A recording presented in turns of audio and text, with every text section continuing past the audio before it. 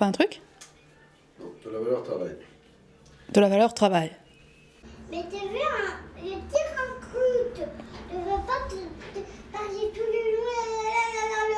En fait, je croyais qu'il y avait des fraises Ataka. Des fraises quoi? Ataka. Bonjour à tous. Aujourd'hui, on va parler de la conjuration des imbéciles de John Kennedy Toole.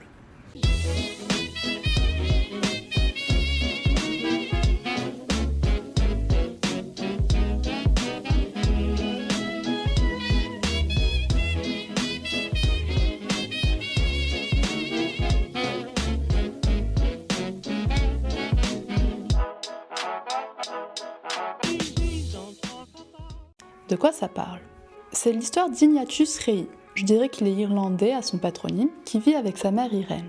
Il y a une certaine tension pour qu'il trouve et surtout conserve un travail, et aussi sa mère qui recommence à avoir une vie sociale, elle qui n'en a pas eu pendant les 30 ans pendant lesquels elle a élevé son fils. Et à côté de tout ça, il y a l'entreprise Lévy, tenue par le couple Lévy, qui est une entreprise de pantalons, le bar des folles nuits avec John, Starlene et son perroquet, Myrna aussi, la petite amie d'Ignatius. Si je devais résumer en une phrase ce roman, c'est comment Ignatius doit couper le cordon avec sa mère. Il faut aussi parler des conditions de publication de La Conjuration. Toole a toujours considéré son roman comme un chef-d'œuvre. Et désespérant de ne pas le faire publier, il finit par se suicider à l'âge de 30 ou 31 ans.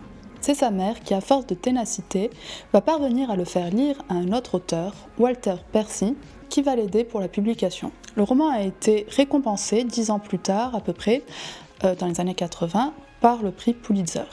Et tout ça rend la lecture assez troublante, puisque l'on sent la relation forte qui unit le fils à sa mère. On a du mal à ne pas faire un jeu de correspondance, et surtout à se demander comment cela se fait-il qu'une œuvre folle, d'une certaine folie légère, d'une gaieté aussi, une gaieté hystérique, mais une gaieté tout de même, parvient à être teintée d'une aura aussi morbide. En fait, ça me donne la même impression que le Chatterton de Vigny, même si c'est totalement différent. C'est vraiment l'histoire de comment les conditions matérielles vont pressuriser les auteurs et les mener peu à peu vers la mort, eux qui ne peuvent pas vivre de leur plume. Ce que j'en ai pensé. Ça m'énerve de ne pas avoir aimé ce livre. Ça m'énerve d'autant plus que quand je lis les mauvaises critiques de Babelio, je ne suis pas d'accord. J'ai rien contre les anti-héros. J'ai rien contre les romans qui ne parlent de rien. Et ça m'énerve parce que je me sens beaucoup plus proche de Toole que d'eux quand je le lis. J'ai l'impression que leur réaction, c'est celle des ignorants dont parle l'auteur, qui décrètent, qui sont dans l'assertion comme seuls les imbéciles peuvent l'être. Donc on va essayer de déplier tout ça, de comprendre plus ce qui a pu leur déplaire pour mieux comprendre ma propre désaffection. On va y aller par étapes et peut-être commencer par les objections faites pour voir si elles sont justifiées. On va travailler par démonstration, par analyse des résultats, par expérience, bref, scientifiquement. Un livre homophobe? Là, on touche le fond de l'ennui, de la bêtise et du vide. Le passage dans la soirée politique parmi la communauté homosexuelle de la ville est pathétique, caricatural, grotesque et ridicule. Je dirais même honteuse. Est-ce que le livre est homophobe? Je ne crois pas. Et je pense même que ce serait anachronique d'essayer d'avoir une lecture actuelle de la représentation des personnages homosexuels du roman. Mais qu'est-ce qu'une bonne représentation alors? Une bonne représentation pour moi ce serait la présence de personnages gays, mais qui ne seraient pas uniquement définis par ça, qui seraient des personnages avant d'être des personnages gays, et ce qui n'est malheureusement pas toujours le cas. On a encore trop souvent, quand on regarde des films ou des séries, l'impression de bonne conscience, de personnages secondaires qui ne sont présents que pour cocher des cases. L'exemple parfait serait par exemple le couple de mère d'un des personnages dans la série Mercredi. Elles n'existent qu'en tant que couple lesbien. Elles sont indéfinissables et indéterminées l'une de l'autre. Et donc me donne une impression de caution pour la série, qui par ailleurs ne présente aucun autre personnage LGBT et dans des rôles importants. En ce qui concerne le roman, il faut préciser qu'il se passe en 1963 en Louisiane. Il fait souvent mention des droits civiques concernant les personnes noires, mais aussi, dans le roman, les personnes homosexuelles. En fait, ce qu'il faut savoir, c'est qu'à l'époque, les États-Unis, et c'est ce que montre le roman, sont divisés en deux. Une fracture sociétale qui a commencé dans les années 50. En gros, dans certains États, dans certaines franges de la société, le fait d'être homosexuel pouvait se concevoir, pouvait être toléré. Mais dans d'autres, c'était encore envisagé comme une déviance. Et il faudra d'ailleurs attendre 1973 pour que l'homosexualité soit rayée des maladies mentales, dans le DSM je pense. Ce que mentionne aussi le roman, c'est le maccarthyisme. Et ce qui est intéressant dans notre cas, c'est qu'à l'époque, il y avait déjà ce qu'on appelait les théories du complot, et une précisément qui unissait homosexualité et communisme. Pendant l'ère McCarthy, commence aux États-Unis une chasse aux dénommés subversifs, qui, selon la conviction du sénateur Joseph McCarthy et de nombreux autres droitistes, ont infiltré le gouvernement américain à tous les niveaux pour livrer le pays aux communistes. En fait, quand le roman emploie le terme de sodomites, il ne critique pas les gays, mais plutôt ceux qui emploient ce mot. C'est une manière de montrer leur bigoterie, leurs lieux communs et autres fantasmes. Fantasmes d'ailleurs signifiants, puisque l'homosexualité est une tentation pour Ignatius à 1 ou 2 reprises. Bien sûr que le roman peut paraître maladroit. Bien sûr que certaines représentations vieillissent. Mais nier le fait que c'est une œuvre qui est plutôt ouverte sur la question gay, que c'est le type de livre qui a aidé à faire bouger les lignes, en introduisant dans la psyché commune le fait que les homosexuels existent d'une part, mais que surtout les homophobes sont ridicules, est un contresens. Donc non, je persiste, La Conjuration n'est pas un roman homophobe. Mais alors est-ce un roman raciste comme j'ai pu le lire ?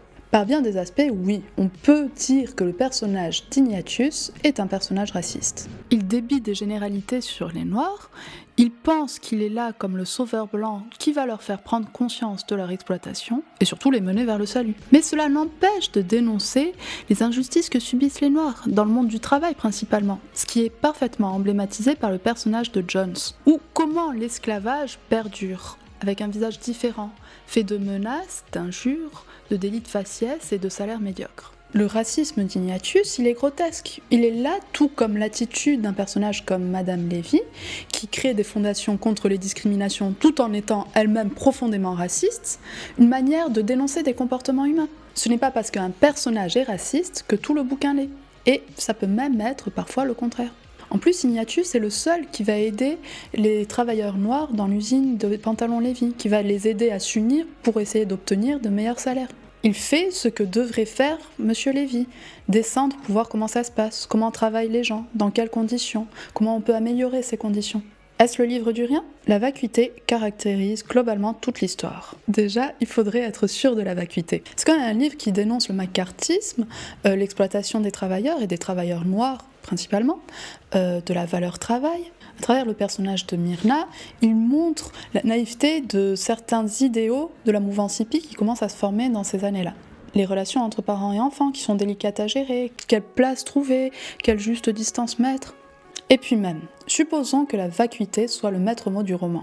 Est-ce que cette vacuité ne servirait pas dans ce cas-là à parler de la vacuité de la société américaine ?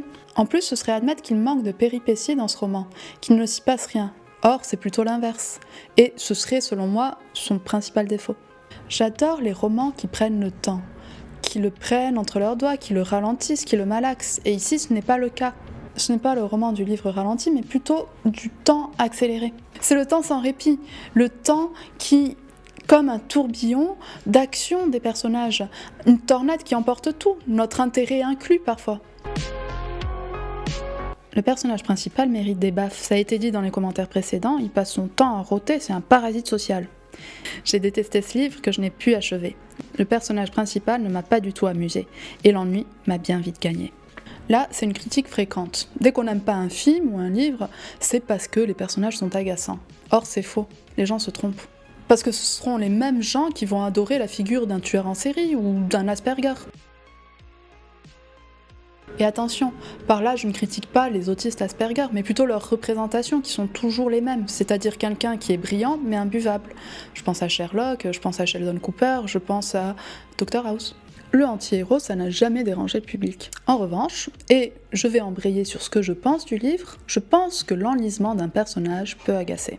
Mais non pas l'enlisement à proprement parler, puisqu'un personnage qui n'évolue pas, où il n'y aurait pas de progression, je trouve ça super, parce que c'est réaliste. Quelqu'un qui persisterait dans ses erreurs. C'est rare que sur une période de quelques mois, on change de tout au tout. Mais en revanche, je trouve qu'au niveau de la narration, le fait de choisir toujours des scènes répétitives, où les personnages montrent toujours la même facette de leur personnalité, avec le même type de blague, avec les mêmes ressorts comiques, ça peut poser problème. Comment et pourquoi, au bout de 500 pages, j'ai toujours l'impression d'avoir une vision parcellaire d'Ignatius? Pourquoi c'est pas lui qui m'a gonflé, mais plutôt la manière dont on l'a écrit? Parce que les scènes sont vraiment répétitives.